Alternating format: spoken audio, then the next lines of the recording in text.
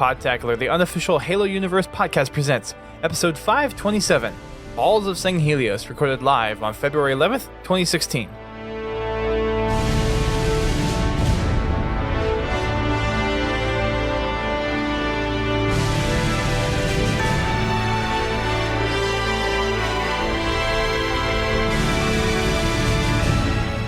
Hello everyone, welcome to Podtacular, the unofficial Halo Universe podcast. I'm your host, Duststorm. And I'm your other host, Biowolf. And I'm GT. And we are back with another fine episode of Podtacular, this week covering some more Halo campaign and a tiny bit of Halo news that we've gotten this week. Not much else to talk about, although we do have an announcement to make as well. But first things first, Bio, it's been a little while since we've had you on the show. Have you had a chance to get caught up with the Infinity's Armory? I know we talked last time that you're on, which I think was 3 episodes ago, and you hadn't gotten a chance to play Urban or Riptide. So have you had a chance to get in some games with those? So I'm going to say this now. Like, Halo is not going to give me those maps. I'm not exaggerating when I say this, I probably played 100 rounds of Arena and probably close to 75 rounds of Warzone in the last 2 weeks or so. I have not gotten either of them. I had to go into custom games to see Riptide. And well, Urban is Swords and Assault. It's not Warzone. Well, that's what I meant. Like, this is what I meant. Like Warzone Assault. I have not played it. I don't know why.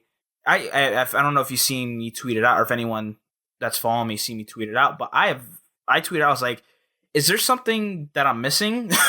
Like, is there a specific playlist that you have to play in Arena or something to get these maps? Because I wasn't getting it. I mean, I've played Free For All, Team Slayer, just regular Slayer. I played just about everything, and I have not gotten any of them. Shows up pretty regular in SWAT. Well, I haven't played SWAT, so I'll try that. Yeah, SWAT would be one. I would think that would come up in Slayer. I think you should have come up in Slayer.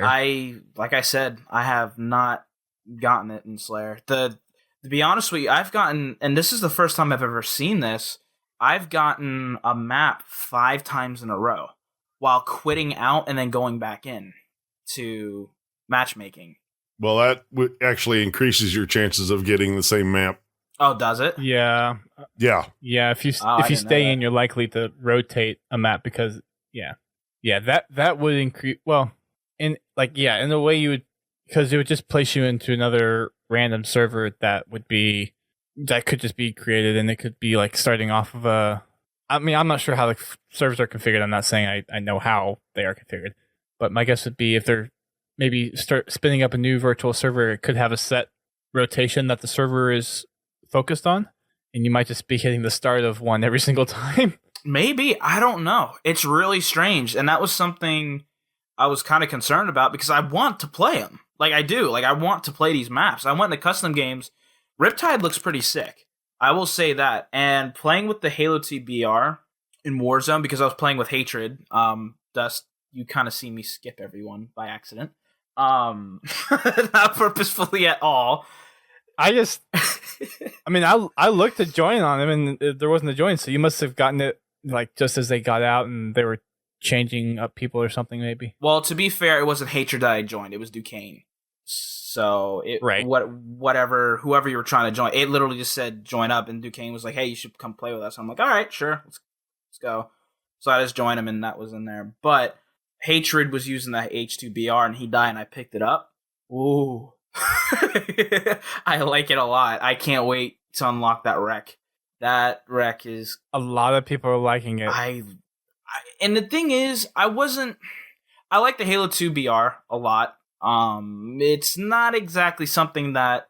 I rather have the Halo 5 BR, if that makes any sense, better than the Halo 2 one. It just feels more accurate. But the Halo 2 one and Halo 5, for some reason, feels amazing. Honestly, between the two of them, they both, I mean, as far as kill times, they're almost identical. There might be one bullet difference between them. The feel of them, it is a lot different just because of the sound and the look. But as far as their functionality, they're almost identical. You know, I've picked up a few that have been dropped and played with them. And honestly, really depending on the map, it's no advantage over just the standard BR. No, I don't think there's any advantages over it. I do feel though that the Halo 2 BR is quicker to kill someone compared to Halo 5's BR. I do feel that, not in the sense of how many bullets it is to kill the person, but just length in how to kill someone, if that makes any sense. So there was someone out there that did a comparison with the Halo 2 BR and the Halo 5 BR, and I think the Halo 2 BR was maybe 2 frames faster kill time. It was very small, but I think it had just an eke of a faster kill time than the Halo 5 BR. Right. Yeah, it's nothing that's going to win you or lose you a battle. No. Because you're most likely going to miss more bullets than that. You know, that was checking on a static target. But if you got 2 people going after like if they're shooting it and trying to get a perfect, depending on server timing and ping, that could turn out a one-on-one fight. Yeah, but you can't get a perfect with that Halo 2 BR. What do you mean? They don't have a perfect kill for it. Perfect kill medal for it. Well, you might not get the medal, but you still get the perfect kill. Like I said, the difference is so small. In 90% of the battles out there, it's not going to be an advantage because your accuracy is going to trump that much kill time. True. And a lot of people are saying that they like the Halo 2 BR a lot more than the Halo 5. And I like the Halo 5 BR. I do too. People like the sound and the look of it. And don't get me wrong, I like the sound and I like the look of it. I like the Halo 5 BR more. See, it's weird because I was a huge fan of the BR, and not much has changed between the beta BR for Halo 5 into the actual game.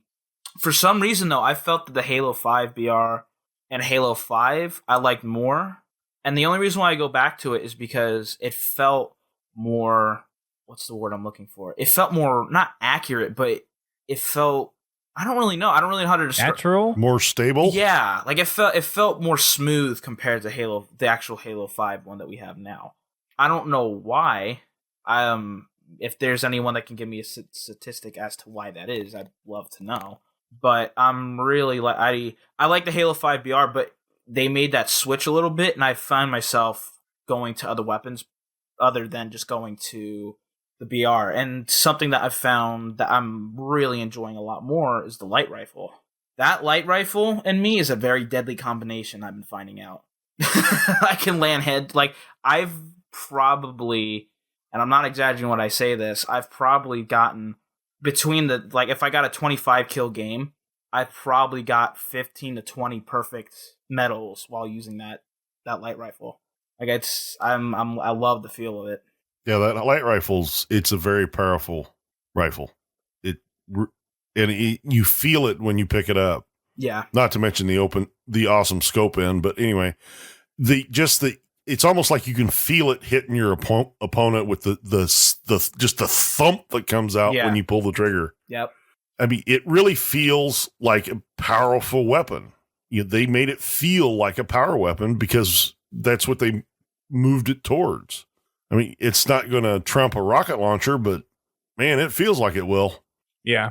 Well, and the other thing too, I think for all the Promethean weapons is they did such a good job of actually fleshing them out, whereas some of them really felt overpowered or useless in Halo 4. I feel that Halo 5, they nailed pretty much every single Promethean weapon in Halo 5.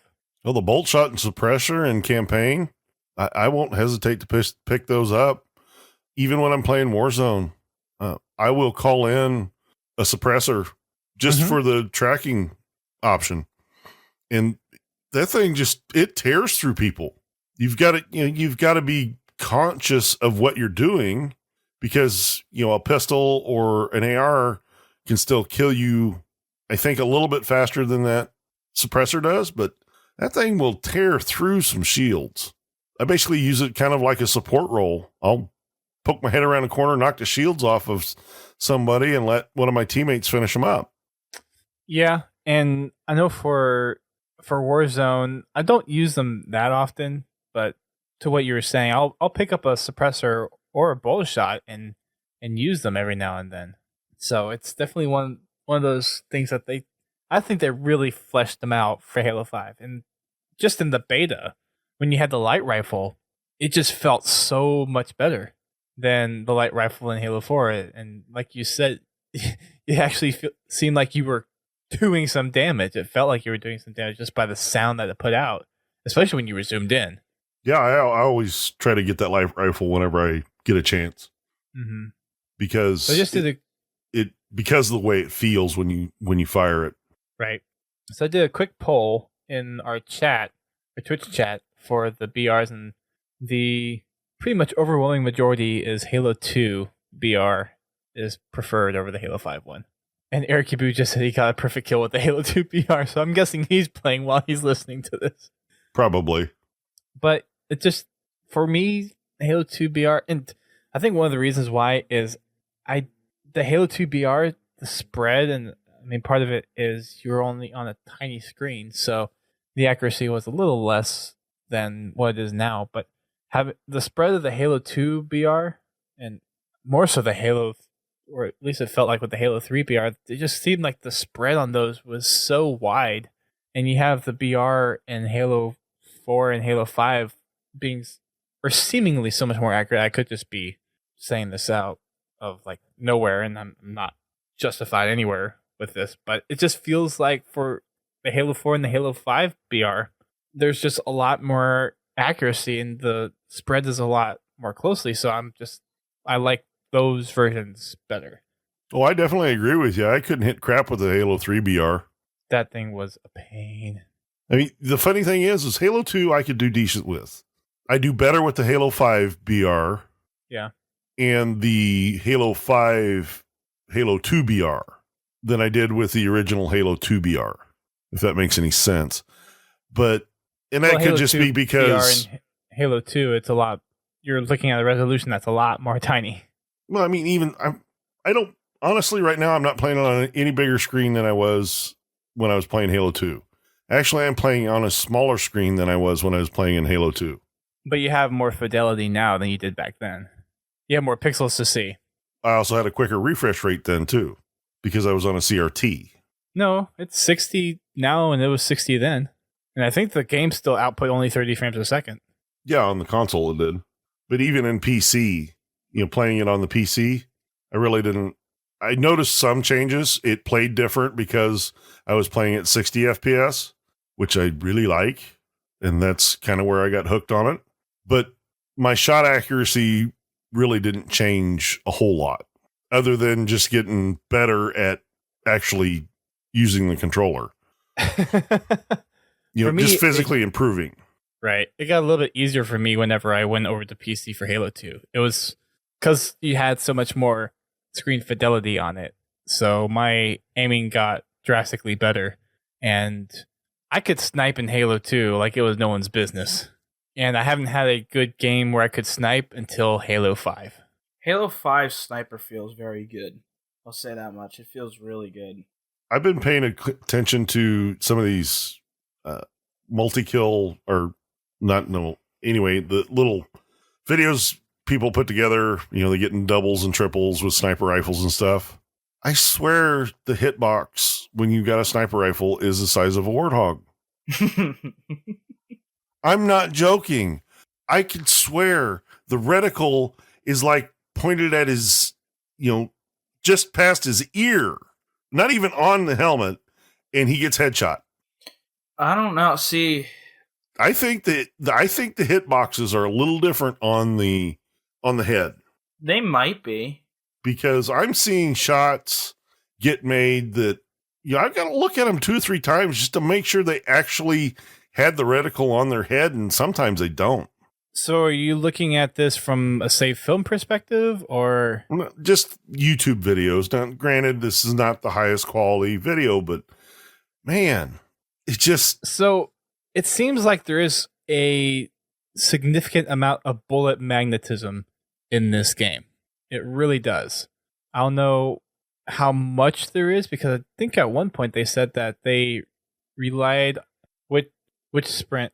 Because I don't remember. I remember somebody saying something about them increasing the bullet magnetism. Or changing, I should say changing the bullet magnetism. But I can't remember where that came from. So I also thought there was something that they said where they didn't rely on theoretical magnetism as much, where you actually had to aim a lot better in Halo 5 than you had to in past Halo games. I don't know. I can't judge it because I'm not that good with a sniper, with the actual human sniper. The beam rifle I'm better with. But it seems like that those snipe shots, some of them shouldn't happen. I don't, total side note, but I mean, like with Norfang, you touch them, they're dead. It doesn't matter where you shoot them. You have the damage boost, so yeah. Yeah, you have the damage boost. It doesn't matter where you hit them. They're one-shot kill. But just regular sniper rifles, I'm just seeing some kills that I'm not exactly sure they're headshots with the reticle over the head. And I get the same thing, too. There's some shots that I make that I'm just like, what? I made that? And that's when I do Xbox record that. And you can see in my timeline, there's plenty of clips of me getting snipes. And then there's other times where I'm so close and it's like, that didn't hit. Really? So I don't know what it is that the magnetism kicks in or doesn't. I don't know what that formula or equation is or whatever they're doing to calculate that in the back end. But it does seem like at points there is a certain amount to a degree of bullet magnetism in the game. Eric was saying it's probably more magnetism on the sniper. Yeah. The sniper is the only thing the human sniper is the only thing I've noticed it on. I haven't noticed it on the beam rifle. I haven't noticed it on the Forerunner one. Brain fart. But anyway, of course that one it's more you shoot and sweep now instead of just hitting them. Well, and Haas brought up an interesting point too, where the Halo 5 headshot or the hitbox is, I guess, is bigger than it has been in the past, or it's like bigger than the actual head. So that might be part of it too for getting some headshots. Because there's also been a few instances where I've gotten headshots with magnums or BRs, and it's to that point where you don't really believe what you're seeing, but you just take it as like, okay, cool. And then there's other points where you're running away and you think you're clearly behind the wall, yet they kill you with a headshot somehow. So that kind of makes some sense. I've had plenty of those moments. Yeah. With the BR, I don't see it. I don't notice it because I think BR, a spread of bullets. So I don't notice it as much with that. The only time I really notice it is when I'm looking at film of somebody using a sniper. But I'm not arguing with it. It just seemed odd. Have to start using a human sniper. Yeah. Anyways, so there's a little bit of news, tiny bit of news for that we didn't cover last week. They did release a new community update, and we covered a little bit of this already. That was in the last update. So the updates to matchmaking that they've done, we talked a little bit about them evaluating the service and making some updates to kind of the overall infrastructure. So we talked about that. I think we talked about the Warzone cost changes as well. Mm-hmm. And did we mention the new blue color? Yes, we did mention the new blue color. Yeah. Okay, so the only thing we really didn't cover... So the blues don't blend in as well as they used to. Right. So the only thing I don't think we covered in detail was the ball game types, right? Right, we didn't talk about them. That wasn't out yet. Okay, so new thing coming in February is the ball game type is basically what they're saying this is. So it kind of breaks down into anything that requires a ball is what this game type is going to be. So they're focusing on two different game modes with that. One is Assault, which is basically neutral bomb assault, and the other one is, of course, Grifball. So they've put in a lot of effort trying to test out both game modes, making sure that there's options there for people to alter carrier traits and some other things that go on in games. So there's a few things that they've toyed around with. One of the things that's coming back, which a lot of people I think will like, is the ball carrier has a one-hit melee for assault and likely for Grifball as well. So you still have that one-arm punch. The person carrying the ball does not have a weapon, so it's like traditional assault and Grifball in that manner. They've actually introduced it to where for Assault, the ball carrier has 2 thrusts. So they've been toying around with the carrier being able to get into a place and arm the bomb quietly, but also being able to get out if needed as well. And they've toyed around with the size of the hills and notifications on screen for enemy and allied teams and a bunch of different things that they're messing around with. They have a indication on when the ball is being armed. They also have a toggle on there so you can have a marker saying wherever the ball carrier is at all times, or you never get an indicator, or similarly in CTF as it is right now in Halo 5, you get a marker whenever they get detected. So in CTF, if you shoot somebody, you get a little marker that says carrier, and it lasts for about, 10, 15 seconds, and then it goes away. It's not real long, unless they continue to take fire, of course, but if they just get hit once and then not again, it doesn't last very long, because I've heard the notification and turned and have not seen the marker, their waypoint above the head. So I've seen this actually been done by pros too. Whenever they get hit, they'll throw the flag down and then pick it right back up so the marker goes away. I've seen that trick a couple of times. So that's something that's pretty interesting too. They're continuing to mess around with the damage resistance, the ability for all the other players as well in the ball game type, and some other things as well. So in Assault, they obviously have ball throwing disabled, and in Grifball, they have it enabled. So there's things like that you'd be able to turn on and off in the game type. There's also going to be multiple delivery zones that you can carry a ball to, so something like Ricochet. So you'll be able to have multiple zones. I don't think they specifically mentioned in the update saying that you could specify how many points each zone costs, but I'm guessing for implementing something like Ricochet that would be an option. You also have different places that you could have the ball spawn, so you have multiple spawn areas, and you can have those be predicted in a certain order as well. So be perfect for oddball. I think it'd be fun for Grifball too. Random spawn. No, not from a competitive standpoint. It's not from a competitive standpoint, just for fun.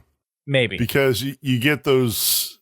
Well, I guess it kind of all depends on how the Grifball is matched up. If it's like in Halo 4, where it wasn't rounds, it kind of reset, then I think a random spawn would be good, because it would be harder for the opposing team to predict the spawn. But when you have a round-based one, then, one spawn is plenty. Grifball is heavily based off of a sport, though, and I think that the randomness in there isn't going to do well with Grifball, even from a casual standpoint, because that's another randomness aspect that is going to frustrate people. That's just my take on it, though. We'd have to ask some Grifball folks. I meant for, like a customs game, customs night, something like that. Nothing you'd put in a matchmaking, nothing that would be part of, the Grifball game type settings, things like that. Just, something for a custom game. Fair enough. So Assault is going to be coming as well as Grifball. And then there's a third game mode that they're adding in here as well. Fiesta. We can finally have Rochambeau. Yes, proper Rochambeau without having to have the weird spawn thing at the front at the beginning. That'll be nice. I'm guessing that's going to be an update to the Slayer game type. That'd be my guess. Probably. I don't know why they would create a Fiesta play or game type. Just change it to where you can have random weapons. But yeah, I'm not sure. They say it's a new. Well, they don't say it's specifically a new game mode, because they have 2 ball-based game modes. Mm-hmm. The other thing they would need to fix, or at least I hope they fix, if they do a modification to the Slayer game type, is allow the secondary weapon to be set to none. That'd be nice. Yeah, I would agree. Anywho, other than the ball update and Fiesta coming to the February update, which we haven't had a name yet, I'm guessing they're going to be they'll probably announce something tomorrow in the community update, they'll probably do the update tease, I'm guessing, because that would leave it 2 weeks for it to come out for the last week in February. Mm-hmm. Yeah. Man, February's flying by. Anyway, go ahead. Yeah, it is. This whole year's flying by. Oh, we're only in February. Well, I know that, but January flew by way too quick. Like, it just seemed like yesterday was New Year's, dude. To me, at least. Gotcha. So, in addition, they mentioned that there's a lot of forge options for the ball mode as well. So, I'm sure the forgers will be really interested in getting into those, seeing what they can do with it. And they also put in the update the Spartan companies that had achieved the Achilles armor set. And apparently, as of the update, there have been only 6 teams that have gotten it. Whiskey Company, Office of Naval Intelligence, the Sauna, Party Up Gaming Tryhards, and Twitch. What is that one again? Party Up Gaming? No, the commendation. Oh, it's the level 3 commendations. It's just the armor, not the helmet. Because the helmet's level 5. No, I meant, what did they have to do to get the commendation? I think it's everything level 3, right? I believe it's everything level 3. Or maybe it was. I guess I will just look. Yeah, if you can look that up real quick. Let's see. Spartan Company. While you're doing that, there's been a couple of regional finals to announce winners for. So we had the Australian New Zealand finals happen this past weekend. Uni was actually down in Australia for that one to cover it. And Team Immunity and Exiles were the ones that came out on top. So they are going to be the 2 teams coming from the Australia-New Zealand region. So congratulations to them. And then we had the European-African regional finals this past weekend as well in Cologne. And that's where a lot of the attention was for this past weekend. And we have the 4 teams chosen from there to come. Epsilon, which we've heard of quite a bit. They were the team that came to the X Games a couple weeks ago. We also have FOB, Excel, and Infused. So congratulations to those teams for making the qualifier there. And then for Asia, which I think the Asian regionals were 3 weeks ago, if I recall. Skyfire from there is coming over for the finals. So we have the Latin America finals happening this weekend, and then the North American finals happening the weekend afterwards.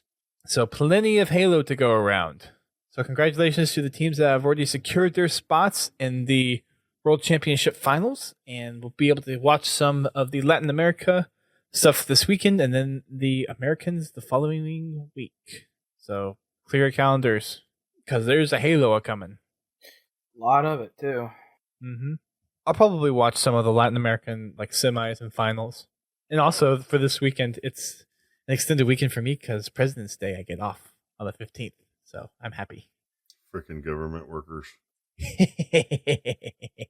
So it was all together now? Was the commendation they got? All together now? Yeah, which commendation did they get again? Level 3. No, what was the name of the commendation that they achieved? It just said level 3 commendations. Let's see. I'm guessing it means that they got everything level 3. Looks like there is a commendation all together now. Complete the first 3 levels of all kill commendations. Okay. So kill commendations. That is quickly kill 3 or more enemy Spartans. So that's the top hat one. Shoot. You have Grand Theft, the Reaper, Grand Theft, hijack a vehicle, the Reaper, kill an opponent from the grave, from downtown, kill a Spartan long distance. There's a lot of hard feelings. Yeah, just kill a Spartan. Yeah, there is a bunch of them. 21, 23, 25, 27, 29, 31 commendations. Yep. And we probably have a long way to go. Yeah. Let's pull ours up real quick. We have 15% of our kill commendations completed. Let's see how many we have at level 3. I see working on a lot of level 2s, so we've completed a lot of level 1s. We've got 1, 2, 3, 4, 5, 6. We're currently working on level 3. Close to level 3. We're currently working on level 3. Kill an enemy Spartan while kill an enemy Spartan with an aerial vehicle. That one it's a bird, so we're currently on level 3 working for that one right now.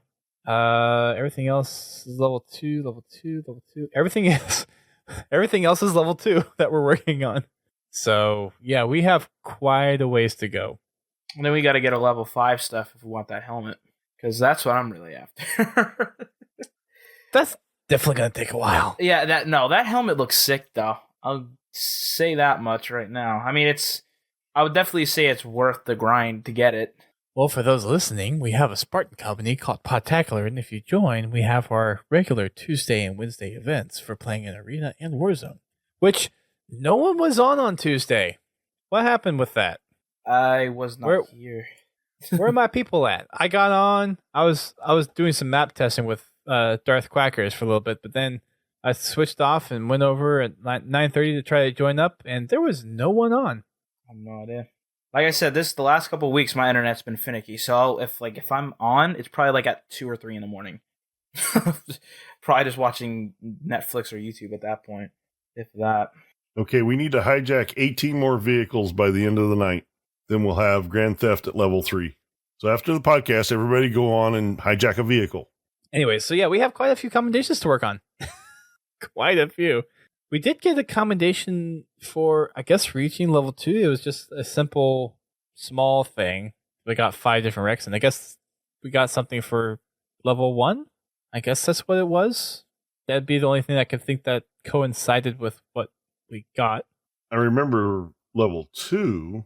I don't remember getting anything. Well, we haven't even gotten level 2. 1. We haven't even gotten level 2. We have 30 different ones that haven't even completed level 2 yet. We have one commendation that we've completed level 2. Maybe it was for completing level 1.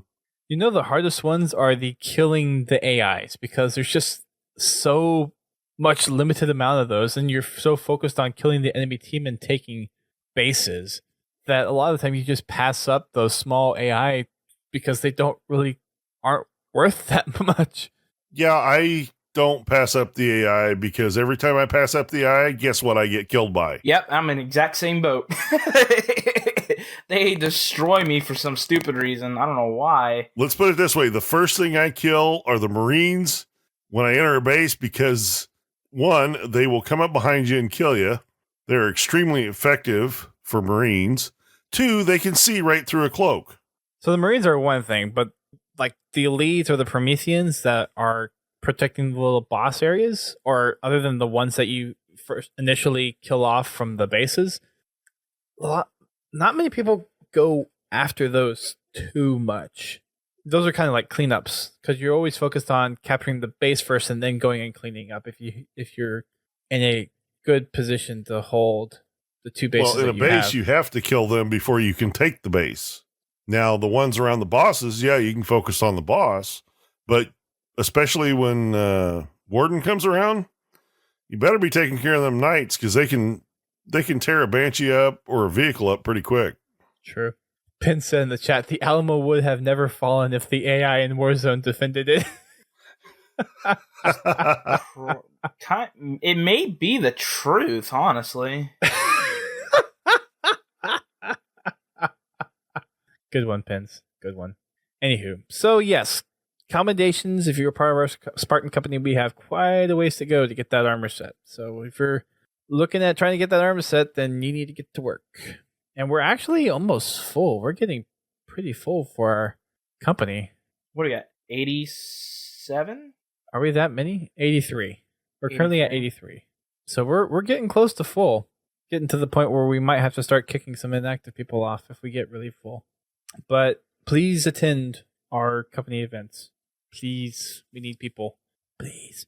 Anywho, that wraps it up for the update. There's a couple other things. First of all, if you are a collector of any sorts and you like the Square Enix Play Arts Kai, they're taking pre-orders for the Master Chief and Spartan Lock Halo 5 figures. They're both $150 for pre-order, and you can pre-order them from the Square Enix online store. So if that is something that you're interested in, check those out. They look sick. They're pretty cool. So I got to see the unpainted ones at New York Comic Con. They didn't have any final details on them, but you could actually see the the model from the 3D print, and they look pretty cool. Well, we also got to see him at E3 too. It was over by the PlayStation booth, if I remember correctly, over towards all the. Oh, if I remember, my brain. It was over by the Twitch booth, if I remember. It was like right across the way. They had them in the display cases that were all gray. Like they didn't have any full colors on anything on them, but they had them in the like what they were going to look like, which they look pretty sick. Like seeing them in person and then actually seeing them painted, they look absolutely awesome. So these are the ones for anyone who doesn't really collect much Halo stuff. The Square Enix Play Arts Kai are usually the figures that are known for having the detail, having the realistic, being able to position them in realistic poses. They have realistic joints, that kind of stuff. So these are some of the higher end collector's items when it comes to Halo stuff. Granted, there's a few other companies that have also made stuff in the past, but these are the ones that really kind of stand out. Like if you're an ultimate Halo collector, these are the things that you're getting. So that's out there for anyone interested in collecting that kind of stuff. And that's it for news. There's not really much else that's been going on. We have the Halo World Championship Finals, and we'll probably hear something about the February update tomorrow, I'm thinking. I'd be surprised if we didn't have some kind of tease for the February update tomorrow. Like having the, you know how they have the rec and the stuff that's coming with the updates, like that image? Yeah. And teases a few of the recs. I'm guessing they'll probably have that tomorrow. That'd be my guess. I hope they bring in some sort of brute shot. I don't know why, but that's like that'd be interesting. That could be fun. They would something could that recreate Troy all over again. What's that? Could recreate the game mode Troy all over again. Yeah, you could. Something that my buddy actually was talking about a couple of days ago, which is actually pretty interesting. It'd be interesting to see if they ever would do it. Is because it has that giant knife on the back on the brute shot, is to make an assassination move for it in some way. I don't think it'll happen because that's a specific weapon that you'd have to use in order to use it. But it'd be pretty sick if they ever came to make something like that. Well, don't your assassinations change when you have the sword? And the gravity hammer is supposed to have its own custom ground pound, and I'm assuming assassination. So it would make sense that the brute shot could have its own assassination animation. It'd be cool. Not lying, dude. I love the brute shot. That not necessarily the gun itself. I just love the way it looked. Like aesthetically, it looked amazing, and it was really unique compared to everything else that you had. So, especially, could you have like a whiplash version of it? That'd be. Oh, jeez. Oh my gosh. I'm sure if they ever came out with something, we would see something not like exactly like that, but we see something unique like it. A brute shot with a 10-round clip. Oh. Rapid fire. Oh, yeah, really. Make that incineration bullets. Wreck. Could you imagine that? Ooh, gosh. That'd make taking out that core really quick. Oh yeah. Yeah. Yeah, you take out the core and anything that's in the room. Yeah. You heard here first, 343. Make it happen. I actually got my first whiplash wreck a couple days ago. I was very happy. Cool. So I'm interested. I still have yet to get one. Yeah. I've got the one under it. Which one's that? I can't remember the name of it. I just used it tonight, but I can't remember what the name of it is. I want that saw. Neither can I. Oh, the answer? That's the saw, the one with the exploded rounds? Yeah, yep, the answer. That's the answer. Yo. I got 6 of those. Well, I had 6. I don't know how many of those I have, because I don't think I have the certification for that one yet. Oh, I got my Oni Warthog certification. You got that too.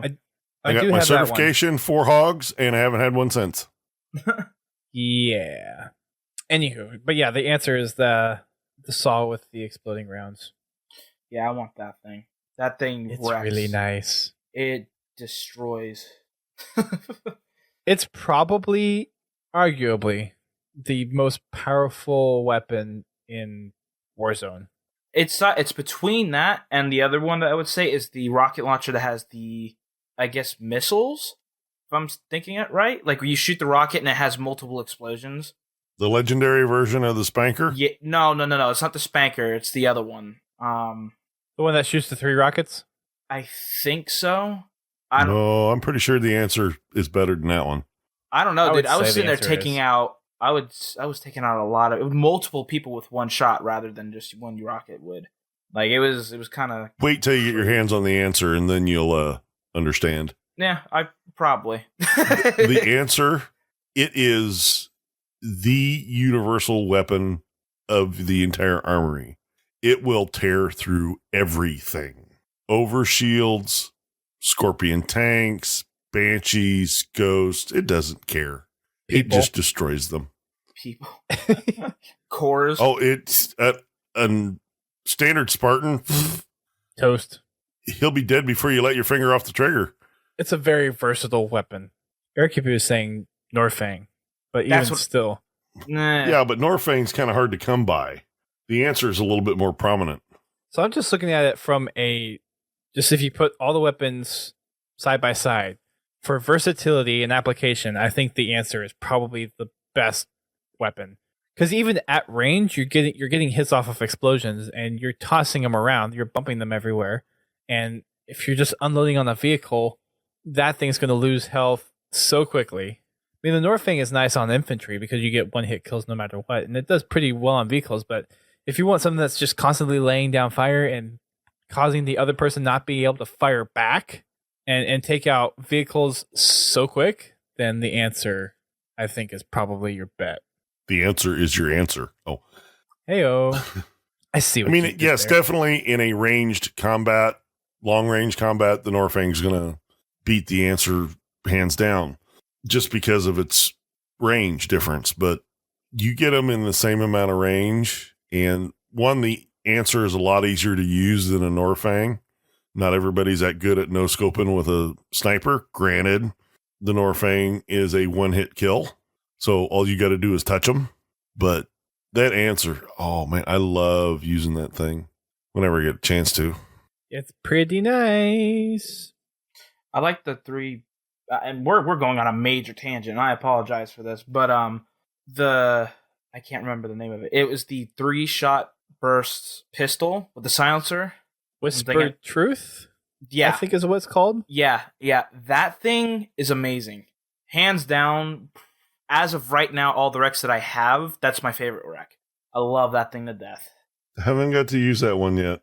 I've seen some good gameplay of it. I have a couple of them in my bank of wreck cards, but it's one of those that I just haven't gotten to use yet because I think it's a 7. Yeah, it's a 7. And there's other 7s that I'd rather use than that at the moment. Yeah, no, and that's true. It's just I got it. I'm like, I want to try this out to see what it's like, and it didn't. It did damage. I got overkill with it, so I was happy. All right, cool. Eric Boo says it's 5 for the Whispered Truth, not 7. Oh, is it 5? I thought it was 7. For some reason, I thought it was 7 too. I'm not sure. That's funny. The Whisper Truth's 5 and a DMR is 7 or 6. 7 if you want the silenced one. Yeah, I'm not sure why the DMR is so high, to be honest. It doesn't make much sense for it to be that high. Well, I've got an SMG that's a level 8 SMG. What's on it? It's the one that's the one-hit melee kill. Oh. It's got the bayonet on it. Gotcha. I got to use it once. And then someone else uses it against you? That's irritating. No, I used it once and a Marine shot me in the back. Interesting. Okay, let's move on to some actual content. No, I'm just kidding. We have a couple of campaign missions to cover, so we're going to be covering 3. We have 2 hub missions that we're going to go through really quick, and then we have a main mission. So we're going to start off with Alliance, which is mission 9, and then do mission 10, Enemy Lines, and then mission 11, Before the Storm, which is the other hub mission. So we're knocking out 3, although really 1 mission for this podcast, and then we'll wrap it up for the night with another announcement. So going into, so we just got done with finding the Arbiter from the last mission. We got him out of where he was being kind of held up in one of the temples from the remaining of the Covenant.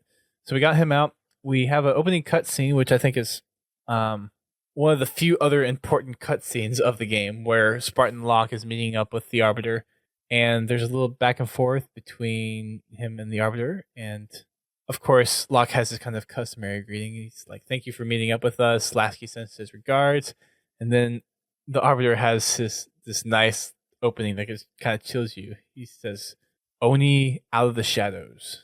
The spies announce themselves." So Arbiter obviously knows that Spartan Locke was ordered at one point to execute him, and Locke has his rebuttal. Well, that was before, but I'm a Spartan now, so everything is better. And Arbiter's like, "Yeah, I'm not falling for that." You still got Oni strapped to your chest, dude. You ain't fooling me. Yep. It's it was a nice dialogue back and forth. I think that's probably one of the better cutscenes of the game was this whole interaction.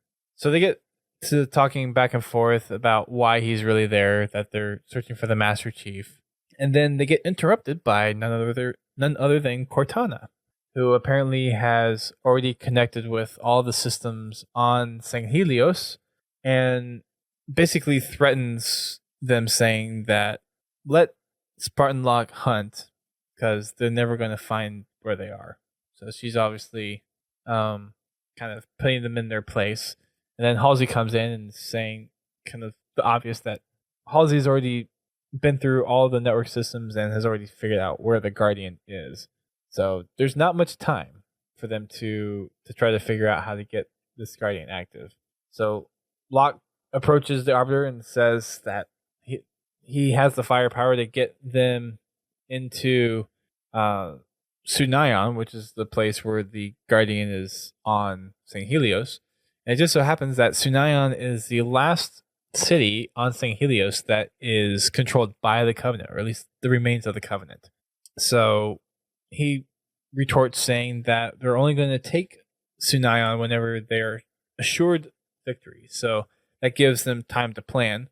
And leading into this mission, when you actually start walking around in this hub area, that's when you kind of learn that Halsey has come up with this idea that there's constructor bots in the area that kind of help support the Forerunner installation, or not Forerunner installation, but the Forerunner buildings that are there on Sanghelios, including the Guardian. So it's her plan to actually find one of these constructors and then use that constructor to activate the Guardian under their control instead of having Cortana activate it.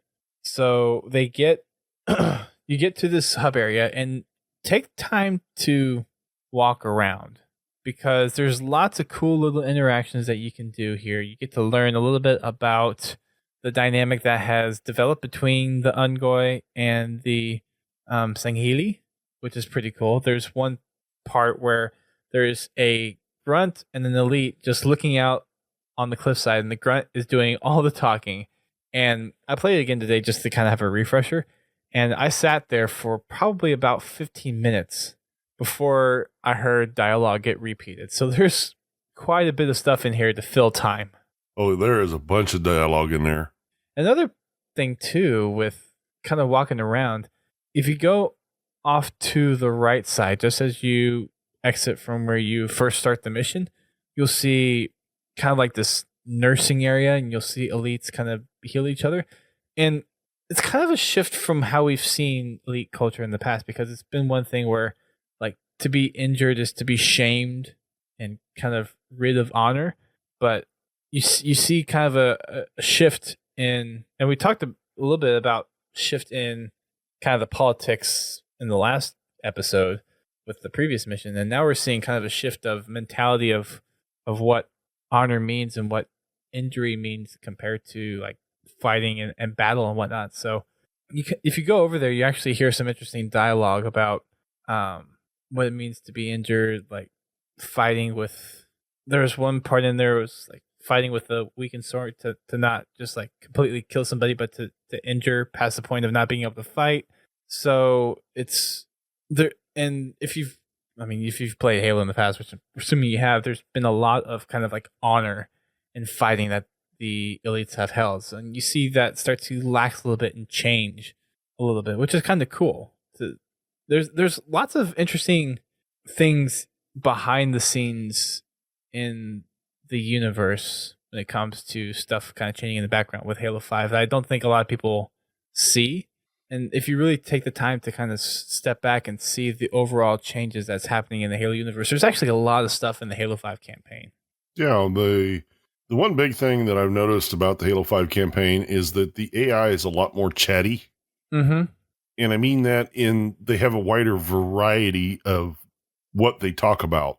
Some of it's just total nonsense that adds nothing to the Halo universe other than it's funny to listen to, like the Grunt and the Elite, for some of the conversation. But they've added so much more little tidbits of story in there that if you followed the Halo universe, you can relate to and you know what it pertains to and where it stems from. And I really like that about the campaign. I think to that point, though, it does develop more on the universe overall. Just look at the books, see all the stuff that we get to learn about through that. And to see some of the dynamics change, especially we talked about the last episode, the political structure of the Sangheli is starting to change a little bit.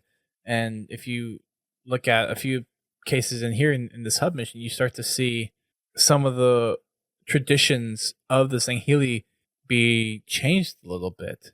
And there's other places in here where you see there's one couple of elites that were talking about how the Arbiter and the other elite that we killed in the first mission, why am I blanking on his name? Jewel? Yeah, Jewel, how they like one of them was arguing how they rule by fear and the other one was like saying you shouldn't be talking like that, just follow orders. So there's kind of this struggle of like realizing what the society really needs to be like for Sangheli, because they've operated under this kind of dictatorship of following one person and following them to the death. But you start to see Sangheli start to question that, and that kind of changed because the Arbiter's viewpoint on that has kind of changed as well. A lot of the stuff that's been going on politically and kind of in the way they've been fighting, even since the events of like Halo 3, has started to change a little bit. And it's going to be interesting to see how that changes over the course of the next few games as well. Definitely. It's a interesting change to the story. So I think, because that makes for a really interesting universe, I think, to actually see these changes happening. We got to see a lot of the insurrectionists, but we know a lot about that from human history. So it's interesting to see the application on an alien species in the Halo universe. Well, they're starting to develop those species more now than they have in the past. Don't get me wrong, we've picked up a lot from the books and stuff, but they're bringing more of that development into the game to showcase it more in a, maybe a wider audience than the books get. But I honestly can't tell you because I don't know how many copies of each book gets sold. There's a lot of people that just read the fiction. I know people that they like the Halo story, but they wouldn't know which end of the controller to grab. But they still like what is put out in the book media, the little short films. They'll watch the TV commercials for little hints to the story, stuff like that. The TV spots. Yeah. The nice thing with the original game is that they did convert it into a book. The Halo 2 campaign is kind of covered through a couple of books, not in great detail, but you get a lot of the high points. The Halo 2, Halo 3, timeline. So, I mean, they're not missing out a whole lot. They're missing a lot of detail, but I like how talkative the AI is in Halo 5. Don't get me wrong, the conversations that were had in the other Halo games were fun, at least where the Covenant was actually talking and not just grunt, ort. I like to be able to listen in on those conversations because they give you little bits of just little bits of information of how the world's changed or how this universe is changing. Yep. And I personally think it's a really nice touch. And a lot of people out there, including myself, think the campaign was kind of weak compared to some of the other campaigns. And definitely from the marketing perspective, it wasn't even related to how it was marketed at all. Yeah, the story that was the main story that is in the in Halo 5 is very weak. It's still a very good story. It's just not as long or in depth as the previous games. Yes. And I think these other side things help make up for that in a way that it contributes to the overall universe. Maybe not for the game story specifically, but the overall universe. It adds a little more character to it, a little more vibrance to whatever else is going on within the books and other stuff that's supporting the Halo storyline. So what they lacked in the main story, I think they kind of helped make up with the side chatter between your fire team and then some of the in-game chatter like you get here with the hub stuff between the elites and the grunts. So I like that aspect of it. There's also another part where you have a grunt singing. There's a part where you have some elites that are trying to repair a banshee and you can interact with them, and Locke makes a suggestion of what could be wrong, and then the elites are like, that's not it, just go away, leave us alone, type of thing. But to kind of get on the main point of why you're at this hub spot, Halsey has come up with the plan to get a constructor to activate the Guardian. So she tells you the plan, and then you head over to Palmer. And Halsey's already given Palmer coordinates to find a constructor, and then you leave. Before you do that, though, there are 8 pieces of intel that you can grab on this hub area. So there's one immediately behind you as you spawn. There is one up top, just kind of after you spawn. So if you go behind to grab the first one, you can head on to a tunnel over on the left side, and you'll hear the singing grunt. And if you jump past the singing grunt onto kind of a structure that's elevated, you'll find your second one there. There's a cave system off to the right, just after you come out of the spawn area. There's a third one in there. And there's another one over by the medical area. There's a fourth one there. After you go talk to Halsey, if you turn right around back in that little area, there's another piece of intel there. There's a piece of intel on top of an archway. So as you're heading over to Palmer, about halfway between Halsey and Palmer, there's a archway that's up there. You gotta clamber up 3 or 4 different things, structures, to get up there. So definitely use your Artemis ping to figure out where that is. After you find that one, hold to the right. You'll see a pair of elites talking. You'll find your seventh one there, and then the 8th one is over by some crates right before you hop on the Pelican to go find the constructor. So there's 8 of them in there, and you can find them all there. And apparently, according to Erkibu, the dialogue changes depending on who interacts with the elites. And apparently, Tanaka actually tells them how to fix it. I have to actually try that. Going to co-op with somebody. I didn't even know that was a thing. I didn't either. Apparently, we haven't explored Halo in its fullest. We got to do some co-op. Well, I mean, the game was built to be played co-op. When they designed the campaign, that's the way they designed it. Apparently, the elites have the hots for Tanaka to be able to tell them how to fix it and them to listen. Interesting. Must be into short humans. Well, there is that one elite. We haven't really talked about what is in the intel yet, but we'll talk about that when we actually get through the campaign. But there is one piece of intel where an elite writes some poetry for Palmer. That's interesting. Careful, he's going to make Lasky jealous. I've told you this one, Bio. I don't remember. Yes, I know. I was there because we made the whole comment about Brent having the hots for Palmer. Oh, yeah, that's right. All right, I remember now. I got you. I didn't remember. I don't remember what he says. I remember he did something like that. I remember the conversation now, though. Yeah, it's an interesting piece of intel, to say the least. So yeah, that's the hub mission. Definitely go around, check this. I think this, out of all the hub missions, this one is probably the most entertaining to hear from. Just the Fireteam chatter, the AI chatter, and overall you get just an interesting perspective that adds little just nuggets to the universe, but there's still pretty cool nuggets that help you understand a little bit of how the universe is changing in the Halo 5 timeline compared to how we've traditionally seen Halo in the past. And I think that's pretty cool. I find that fascinating, personally. So, on to Mission 10, Enemy Lines. Everyone should be familiar with this one. This is the one that they kept on showing over and over and over again. And over and over and over, yes. On like preview streams before the game even came out. This was one of 2 missions that they showed over and over and over again. So you start out landing from your Pelican. You're passed into the Arbiter's net, battle net, and you're fighting your way through Covenant that have basically encamped themselves. And I'm sure they only made the vehicle name the Kraken just so they could have the Arbiter say the line. Was it target the Kraken or something? Something like that. Yeah, something like that.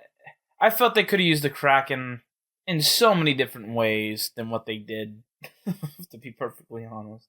Before we get into what actually happens, but I heard Kraken. The first thing that popped in my head was Clash of the Titans. I thought of Unleash the Kraken. That's what I thought of. Anywho, yeah, I want to know where the other, what was it? The 5 arms for that Kraken are. It only had what, 3? 3, yeah. Oh well, yeah. I think it was Attack the Kraken or something like that. Anywho, you are patched into the BattleNet, and they're going to be providing air support as you're fighting your way through a bunch of Covenant that have already kind of embedded themselves in this this fire zone. First few pieces of intel are going to be in this area. So just as you start, there's a river that kind of cuts in perpendicular to where you're going. If you actually follow it off to the left at the very bottom, you'll find your first piece of intel there as one of the antiquated swords, one of the old elite swords. So you find one there. There's another piece of intel right before you encounter your first group of Covenant, which is the 2 grunts. If you head on over to the left, there's a couple plasma grenades there. You can pick up your second piece of intel there. And then the third piece of intel is just after you kill off the second group of enemies, the one that has the elite, and it's up on a little ledge with a carbine if you take the right side after that encounter. So your third piece of intel is up there.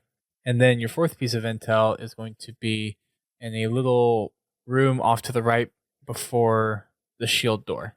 So that's your first 4 pieces of intel. Pretty easy to get. Strategies for clearing through this area is pretty simple. I mean, take out the grunts with headshot weapons. So you start with a BR Magnum, so that makes pretty easy work.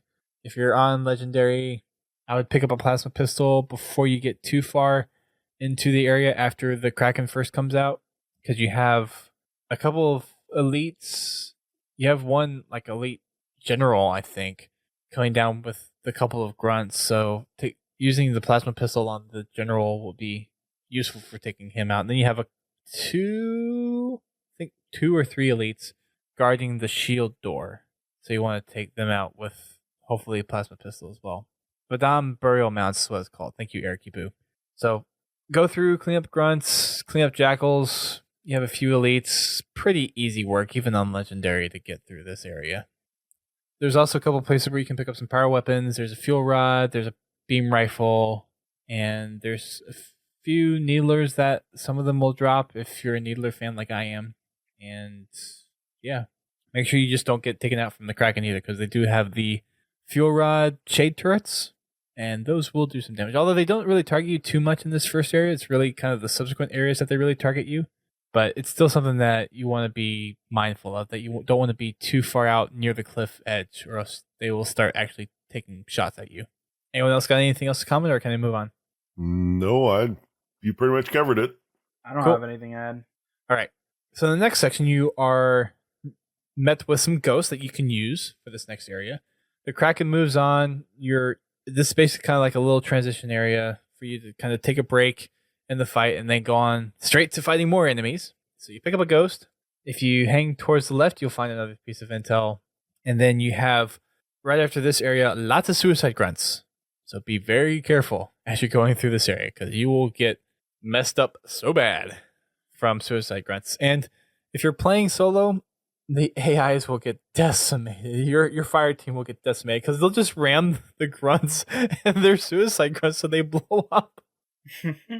Have you guys had that happen to you? Because whenever I was running Legendary, it's just a comedy of errors. They just boost right into them and they blow up. I haven't done my Legendary run yet, so nah.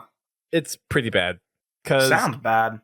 I've routinely had one of them die, at least, on Legendary.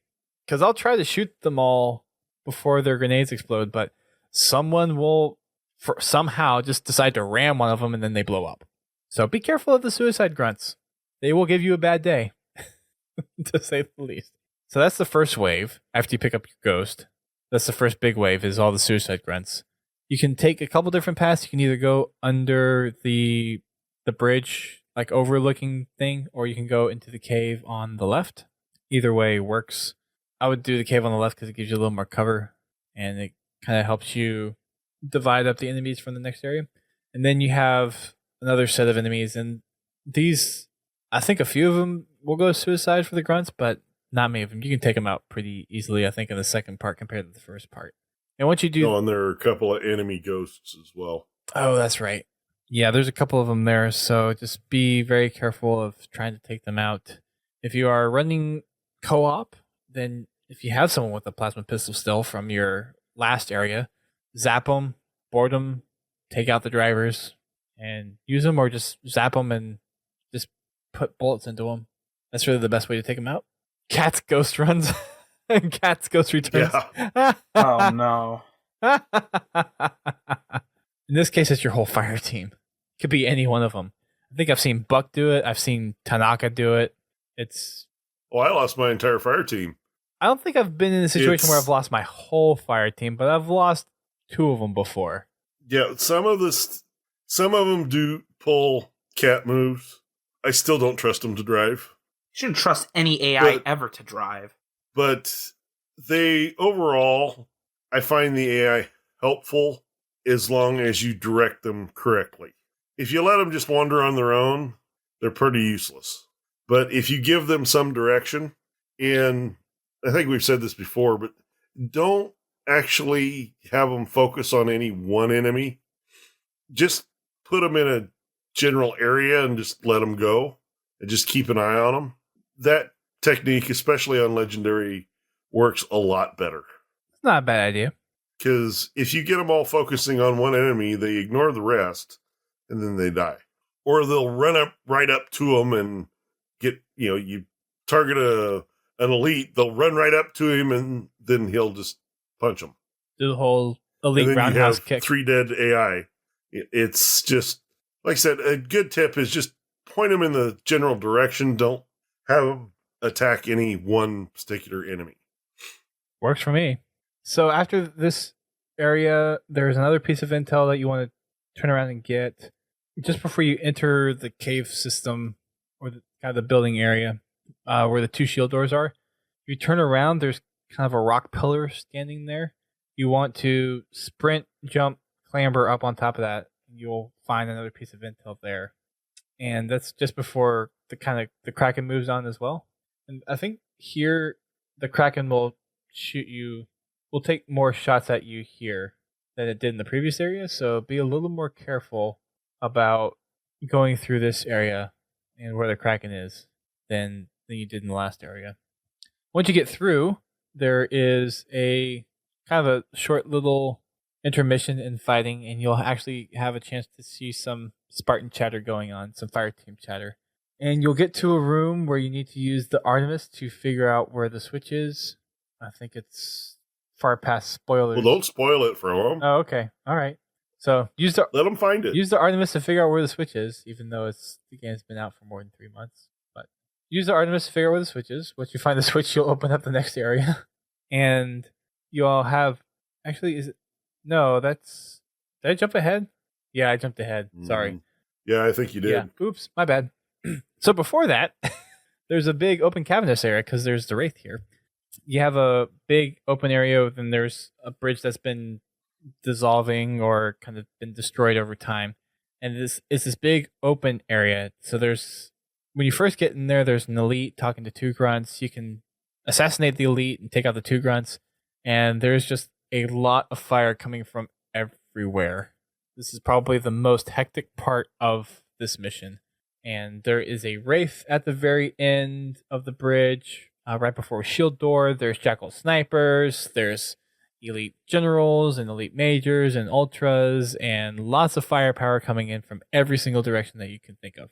There's a couple different tactics that you can use. I personally go over to the right, so I'll take the little path down by the bridge to try to get behind and get under the shield door, because there's a place where you can Spartan charge through a cracked wall and get under the shield door and get out quickly. So I try to get past the shade turret that's on that right side really quickly and then go around and get through this area as quickly as possible.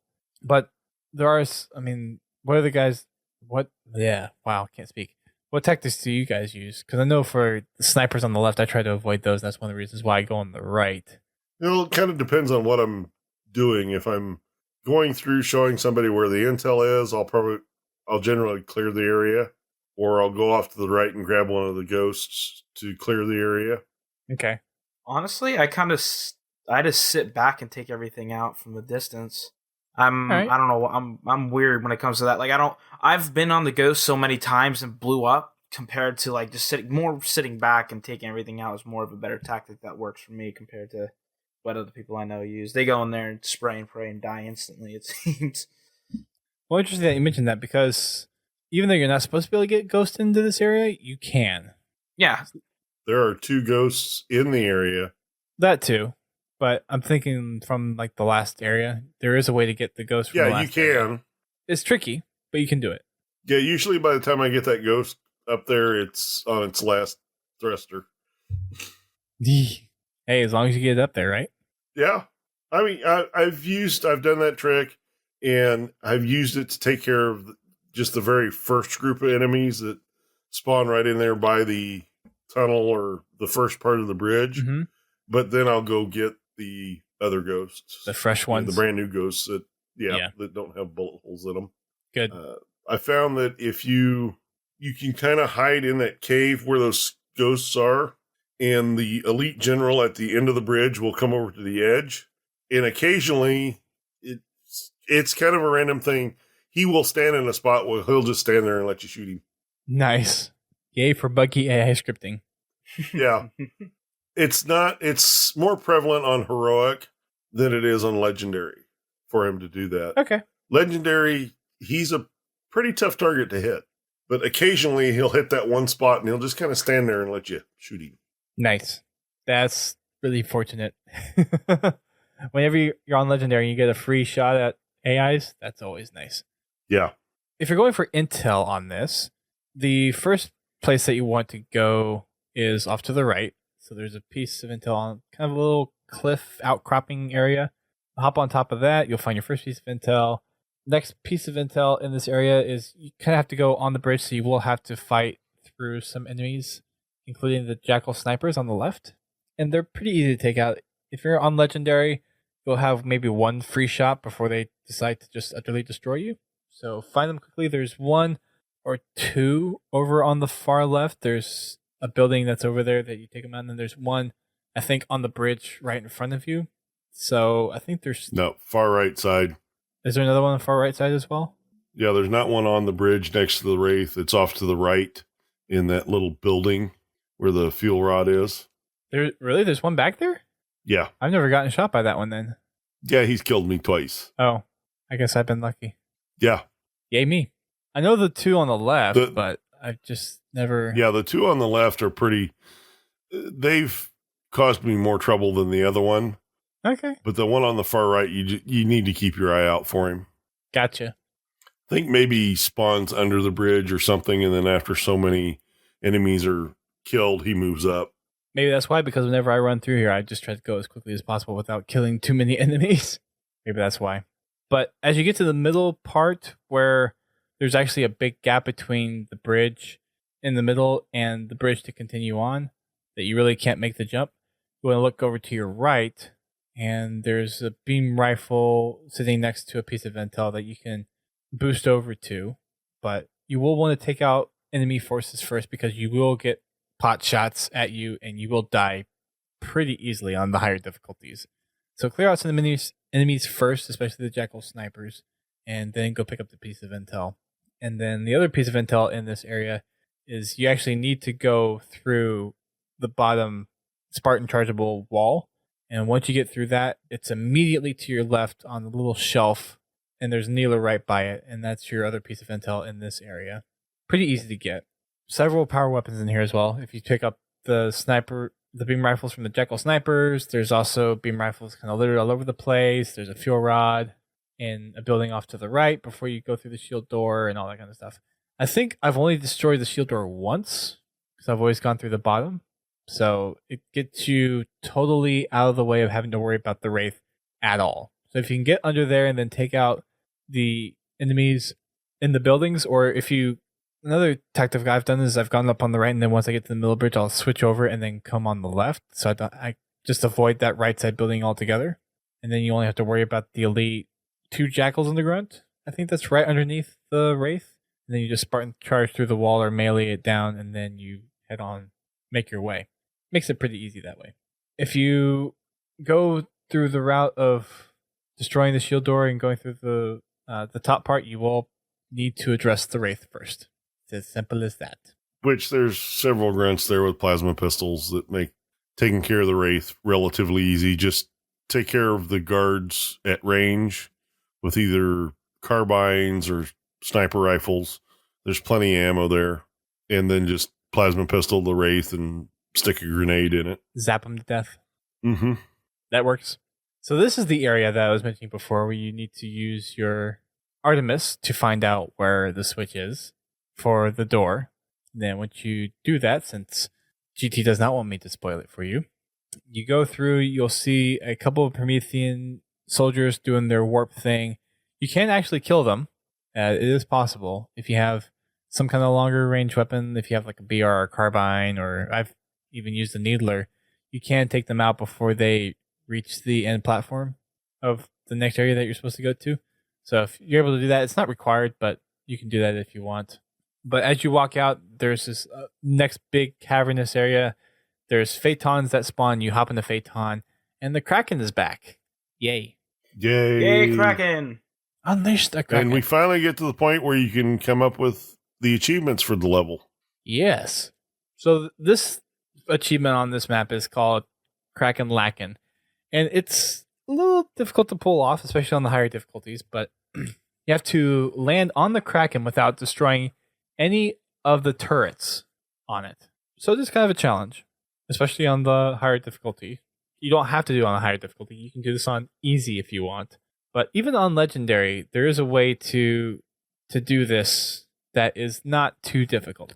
So for me, my strategy on legendary is you fly around to the opposite side of the Kraken. So on the side where you actually would be going into the final area of this mission, the Forerunner door, and then you can park your Phaeton in this window area, so you can hop out. The Phaeton won't survive, but you can hop out of your Phaeton without having to take really too much damage from, or too much fire from one of the turrets. Then you hop out, you make your way down. It's right by a Banshee hangar, and there's also right by there, you could go to one of the places. You can either go down right into the core room, and you'll be taking fire from elites and grunts that come down there, or there's another little window that actually overlooks the core that's not in the core room itself. So if you take out the shield of that window, you can actually just shoot at it all day long, and the enemy AI won't come to you there nearly as much. So that's my two strategies there. And then once you blow up the core of the Kraken, you just hop a Banshee and leave. That's the easiest way that I've figured out how to do it.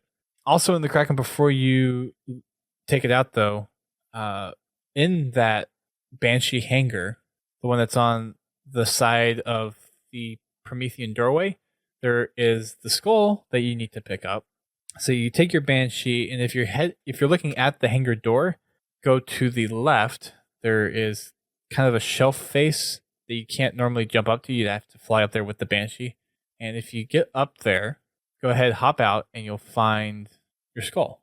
And if I remember correctly, it's the only green hallway inside the Kraken. The green lit hallway, I should say. Could be. I think all the rest of them are like a blue color or purple color as far as the lights themselves. Well, because the greenlit hallways, those are the two that go down to the core room itself, right? I think that's why. Because I think it's the pair of hallways, and they just, if you're coming up from the core room, it splits off, one to the right, one to the left, and they both go to Banshee hangars.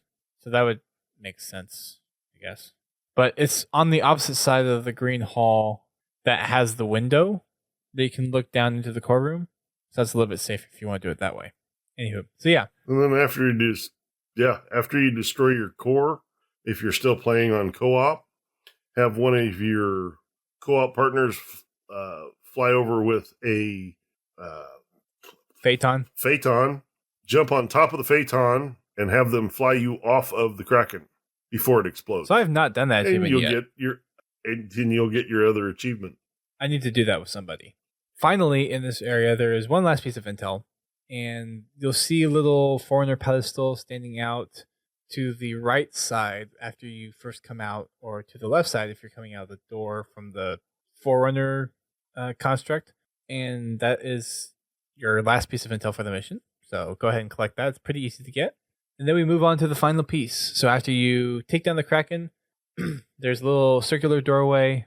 You go ahead, head on in there. You'll go to the very back, where you'll find a hologram of the local region and the Guardian. That's there as well. And they don't really touch on this that much. And I'm actually, when I played through it today, I'm actually kind of curious now about what was actually going on. But they depicted the Guardian connected to some kind of sphere. And I'm wondering what that sphere is.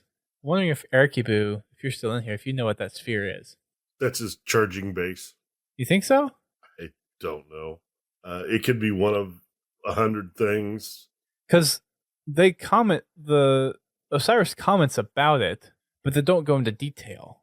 Because they go straight to mission objectives like, let's get this constructor in. And they had the brilliant idea, well, if constructor is supposed to fix stuff, then let's just break something.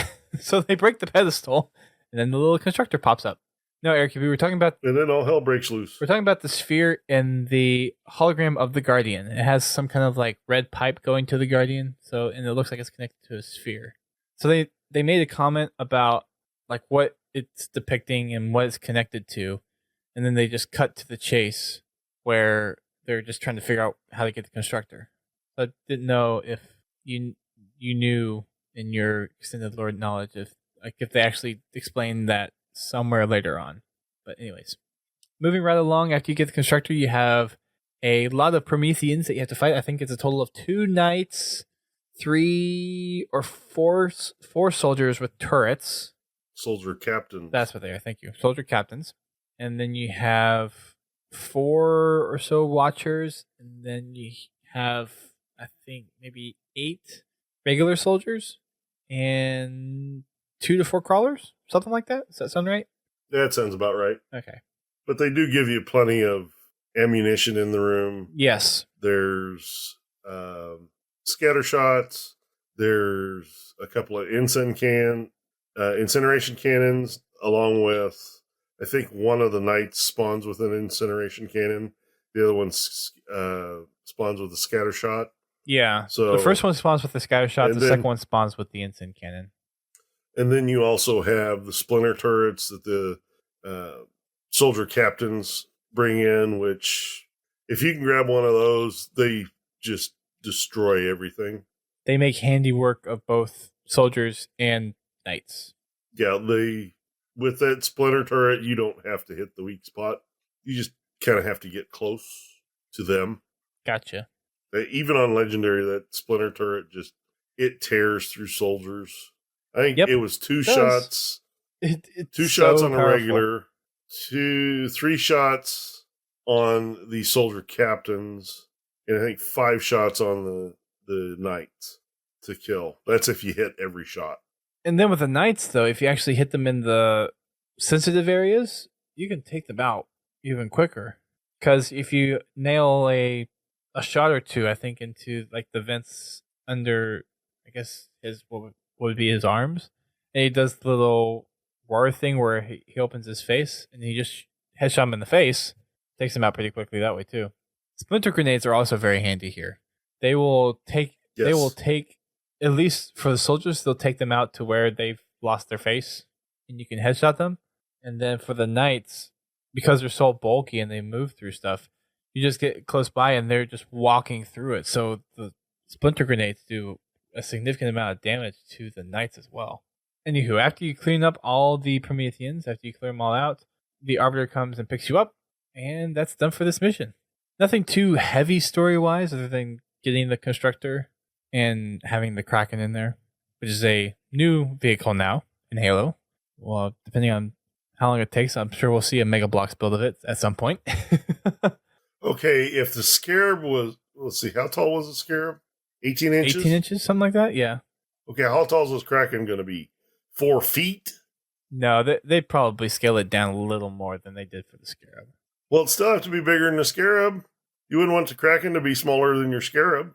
No, I would think, though, proportionally, 4 feet might be about right. That'd be one insane set to build. I would do it. No kidding. I'd gladly do it. That would take multiple days. I haven't even done the Infinity or the Scarab yet. I have both of those that I need to do. I think the first thing you need to do is once you need to find a place for them to live. That too. That's very important. Before you put them together, I think you need to find a place for them to live. I already have a hard time finding the current ones I have built a place to live. Or I should say you should make a place for them to live, then put them together. That too. Moving on to the last hub mission that we have for the game, and the hub mission right after this, mission number 11, Before the Storm. So we've collected the constructor. He's followed us home. We're back to the same little hub area that we were right before this. And right off the bat, we'll just go ahead and cover the intel. There's 5 pieces of intel. Most of them are in the same or similar locations as they were before. There's only 5 of them, though. And use your Artemis to ping them. There's one up on top of the little structure area that you have to climb up on for the first one.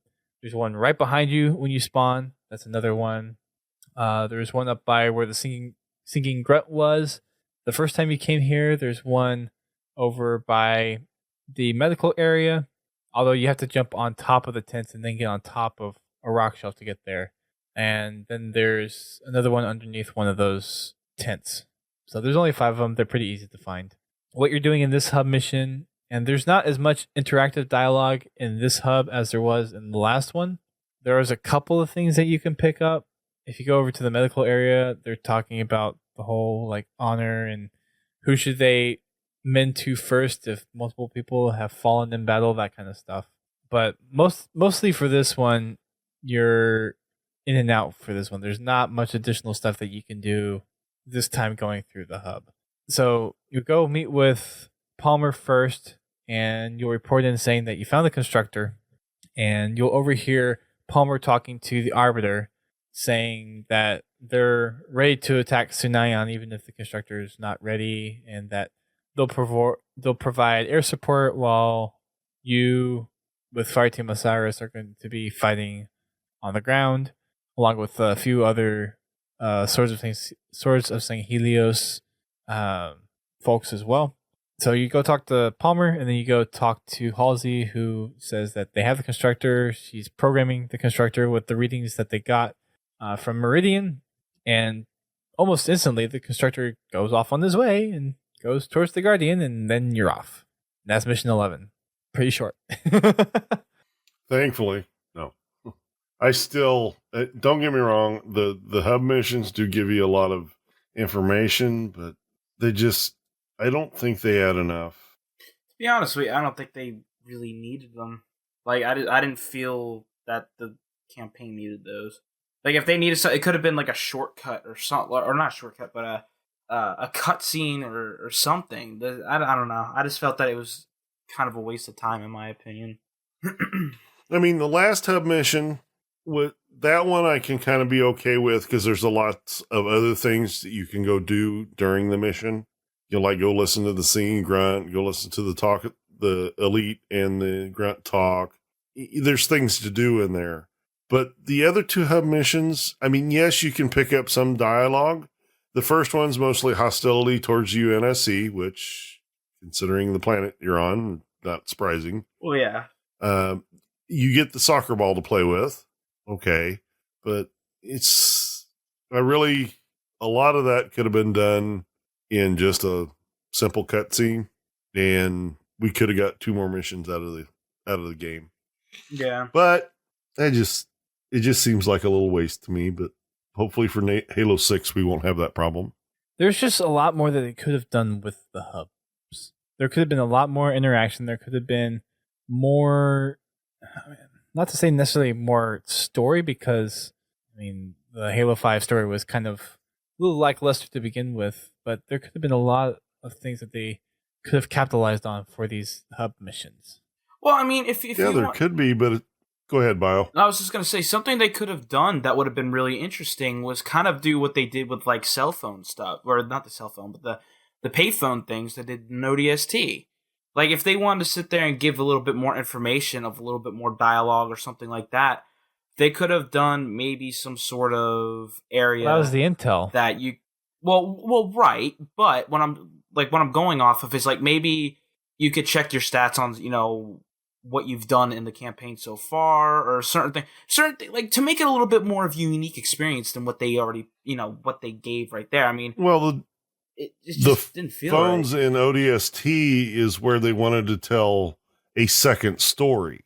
Well, right, I understand. That was the whole design behind that, is they wanted to tell Sadie's story through those audio logs. Well, right, but that's what I'm saying, though. To expand on what you feel for the city as it's being attacked, which that's all well and good, because that kind of falls right into that data pad audio or terminal type deal.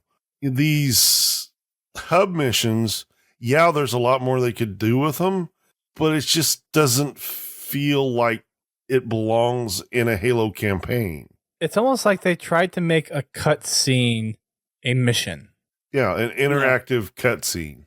Yeah, but I mean, something they could have done that a lot of people, I think, would have agreed with, I mean, I know that we all would, is expand upon the Hunt the Truth story a little bit.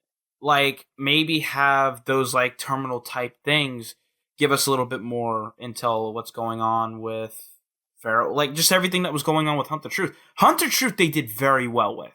Story-wise, plot-wise, and stuff like that, they did an excellent job with. Personally, I found Hunt the Truth was more entertaining than some of the stuff that I was seeing in Halo 5, to be perfectly honest. I mean, if they wanted to they could have sit there and brought that in there in some way, because I know a lot of people that really enjoyed that podcast. Like, yeah, they went all out on that, and it's something that I think they should have continued off of, to be perfectly honest. It was a really good story. They did very well with it. But from what we understand, it's not something they wanted to continue at this time. And the logs in Halo 5 do tell good stories. Unfortunately, to really get a grasp on the stories that are in there, you need to find all of them. Yeah, you have to listen to them all pretty much sequentially. Yeah, you have to listen to them all, and you need to listen to them in the correct order, because some of them kind of skip around, and you'll be hearing two different conversations. So you need to put the right audio logs together and listen to them sequentially to really get the whole story that they're telling in these logs. True. Which is fine. I don't mind hunting for them, hunting for the intel. That's like hunting for the terminals in Halo 3 or Halo 4. Hunting for the truth. But the mission idea itself, it just doesn't seem to fit Halo. Granted, I could be biased in that because none of the other games had it, but it just kind of seems a waste of time. It breaks the gameplay. It seems like it breaks the immersion a little bit, at least for me. Because when I'm in there running a mission, I really start thinking that I'm the guy in the green suit and I'm actively doing something. Running around talking to AI it just doesn't seem to fit. Yeah. Well, something they could have done, and I don't remember how they incorporated this, but they could have done something with that. Remember when the people that got first play, or when they got the whole code thing for Hunt the Truth, we had to go on your cell phone, do all that stuff. They could have incorporated some sort of Easter egg within each person that won on that team. Like, what was that, 4 per each team, if I remember correctly? Yes, and they were part of a cutscene. Which cutscene was that? It's The one in the Infinity Bay, there's another fire team supposedly, and that's supposed to be them. Okay. Well, even like still, I mean, like they could have done something like I don't know. They could have done something a little bit more creative. Creativity is something that 343 can pick up on a little bit more. Something that makes the experience a little bit more unique. Bungie did it very well with Easter eggs and interactive they're things. Plenty creative. They just need to show it. Well, yeah, that's what I mean. Like they need to show it within the game. Well, Halo 6, hopefully.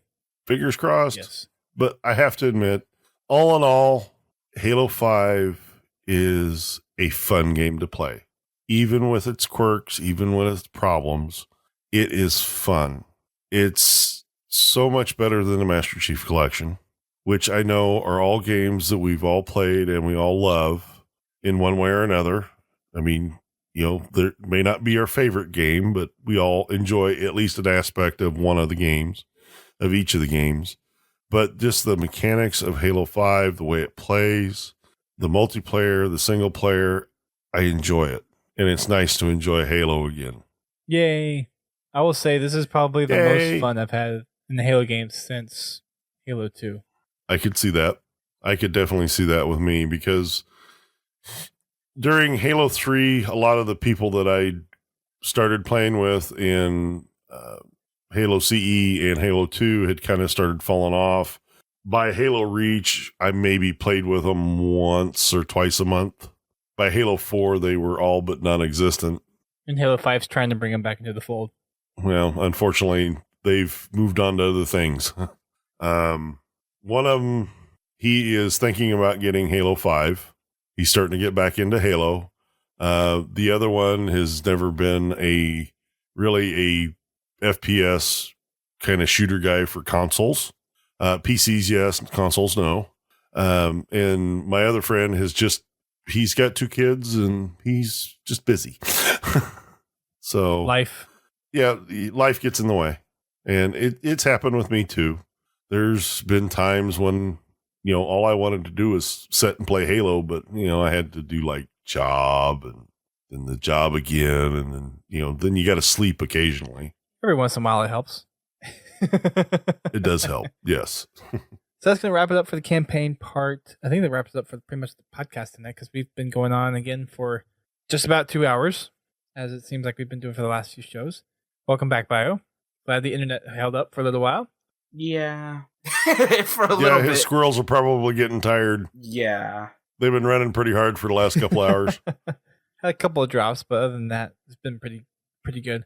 Just want to remind everyone again that the Latin American finals are this weekend, as of this recording, which this podcast will probably come out afterwards. So by the time you're listening to this, it's probably going to be this weekend. Will be the U.S. finals because I still got to release the last one, which actually we'll be releasing that tomorrow. But we have the Latin American finals, and then we have the North American finals. Those are the 2 left. So we've had the Australian, New Zealand ones determined. We've had the Asian ones determined, and then we had the Europe, Africa ones determined. So we have 4 of the 6 regions with finalists already in the pocket. So we got a couple more, and then of course we have the World Championship, which is near the end of March, which I'm hoping to attend. And then we have, after that, who knows? They plan on continuing the HCS. There's been some tweets about it saying that, yes, we do have plans for it afterwards. We're not exactly sure what that is, though.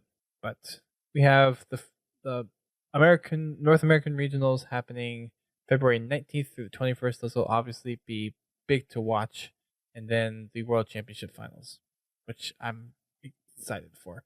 Rooting on some international teams to hopefully make some good appearances, some good, strong challenges for the American teams.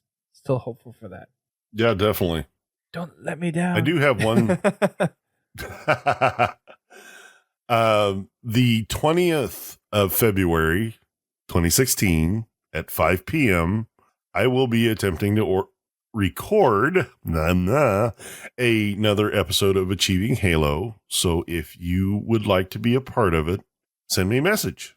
You can get me at Godzilla Space T on Xbox Live. Hit me up on Twitter at Godzilla Todd, on our forums on Podtacular.com, or even our Spartan Company forums. I've got a thread up there. And let me know if you can join, what your gamer tag is, and we'll get you in there. I'm looking for 3 people. Awesome. If you can tear yourself away from the HCS. Or multitask. It only should take about an hour. So get you in and out pretty quick. And if you don't have the achievements, you get the bonus of getting the achievements too. Yay. So. Awesome. In addition to that, make sure you check out the game nights. So we have our Spartan Company events, which are Tuesdays and Wednesdays. So Tuesdays we do arena-focused gameplay. And then Wednesdays we have Warzone. So Warzone Wednesdays and then Tactical Tuesdays. And those are open to anyone in the Spartan Company only. We are trying to keep those to be Spartan Company events so we can work together as a Spartan Company. And then we have our open event on Fridays. That's our customs night hosted by Mr. GT himself. And all those events happen at 8:30 p.m. Eastern Time, 5:30 p.m. Pacific Time, which is 1:30 GMT AM next day. So if you got some Halos to play, then come on over. I do know that there are some people that have been asking for something that accommodates a little more of the international. We do want to do something on Saturday. I think that might be more towards after HCS, but we'll let you guys know if and when we get that settled and get that going on a regular basis. Other than that, though, just add some people from the Spartan Company. Sometimes I'm playing on in the mornings on Saturdays, so you can hop in with me for that if I'm just doing my dailies. And there's some other people that I'm sure are on sometimes on Saturday mornings as well. So that'd probably be the best time for some of the international folks to grab us would be the mornings. But we are going to try to get some kind of official event or game night or just gaming session on Saturdays for some of the international folks that are part of our Spartan Company. So we haven't forgotten about you. It is something that we intend to do. It's just getting all the right pieces together and getting someone to actually help push it along, aka not me because I am super busy, or getting me to, or pulling me aside at some point and saying, "Hey, do this now." If you can manage to nail me down to do something like that, we're starting to resort to tasers. Well, in that case, I'm still trying to find a long range shock collar. Yeah. But most of them will only go about 1,000 yards. Good luck getting it on me in the first place. You sleep at some point. That's what the stun gun's for. I have a dog and an alarm system, and a policeman that lives right across the street. Nah, that's all right. It's all good. I'll be look. We'll just explain what's going on, and he'll say, I'll "Okay." Be notifying the authorities. I'm sure my employer wouldn't be too happy either. What, you wearing a shock collar to work? What turtlenecks are made for. Wow. We'll just tell them it's a motivational tool. Yeah, outside electronics. Say shock therapy. Outside electronics are not allowed in the building I work at, so it would, yeah. I know. Anywho, we have another little announcement. We're actually going to have some folks on for next week's show, but we are, in conjunction with Operation Supply Drop, hosting a Halo event March 4th through the 6th. So we're going to get a bunch of Halo communities together to do some stuff for charity, help highlight some of the Operation Supply Drop stuff and what they're doing, but also give a chance to highlight some of the big influential Halo communities that are out there. So it's going to be a 36-hour stream, and we're getting some really cool communities on there. So Grifball is going to be on board with us, Ready Up Live, Pro Ace Joker, who does some Halo 5 speedrunnings, the community cartographers, and lots of other people getting involved with this. So we have an event that we've been planning with them for a little while, and we're going to be getting some awesome personalities and talent on there. And I heard something tonight that we might have something really, really special for people as well. There'll be giveaways. There'll be opportunities to actually participate. We're going to have a couple of Warzone and arena sessions. We're actually going to have an arena tournament. So you'll be able to get a team together and play in a little exhibition tournament, arena style. Rules will probably be similar to HCS, and we're looking to maybe get some like 16 teams or something. There'll be signups coming out this weekend as of this recording. So make sure if you want to play, just kind of for fun, there's nothing on the line. There might be like maybe $10 gift cards for the first place team, something like that, something to give away. But it's nothing huge. You're not going to get anything big, but it's just kind of to bring Halo communities together and raise awareness for this charity organization. But we're going to have some folks on from Operation Supply Drop for next week's show to talk about what Operation Supply Drop is, what they do with regards to the troops, how long they've been around, and all that kind of stuff. So definitely check out next week's episode, and we'll have a lot more details on what we're going to be doing during the event next week as well. So make sure you check it out. And if you are interested in getting a team together for Arena, for the little Arena tournament that we're going to do, then make sure you are staying tuned to Podtacular. Once we have the forums ready, we'll be making a post, and then we'll be trying to push that out to a bunch of different teams to say, hey, let's get some teams up for this. So start building your teams now if you're hearing this, because the forum will probably be up by the time this is actually posted. So get your teams together now. Go ahead. Finally, wrapping things up, we are part of a conglomerate of podcasts called the Podcast Network. That is podka.st. Head on over there for some likes of other great podcasts like Critscast, Guardian Radio, The Learning Cliff, Work in Progress, and How to Murder Time. Pretty good podcasts, if I do say so myself. I've listened to pretty much all of them except for, I think, The Learning Cliff, because that one is EVE Online, and that started started last year, and I haven't really been interested in EVE Online. So I think that's the only one I haven't listened to, but all the other ones I've listened to, and they're great quality, they're well produced, and the folks that host them are good personalities. They do the podcast really well, and if you're interested in the games that they do, then it's definitely a good source for checking those podcasts out. And it's also something to help fill the time if you're at work or at the gym. Need something to help pass the time. There are some good podcasts to listen to. So definitely check those out. Let them know that we sent you, and go support the network. That's going to wrap it up for us tonight. For everyone here, thank you for tuning in. We'll see you guys next week with hopefully some more info on the February update, the results of the Latin American finals, and our guests from Operation Supply Drop telling you about our special charity Halo event happening at the beginning of March. We'll see you guys then. Keep on fragging trucks.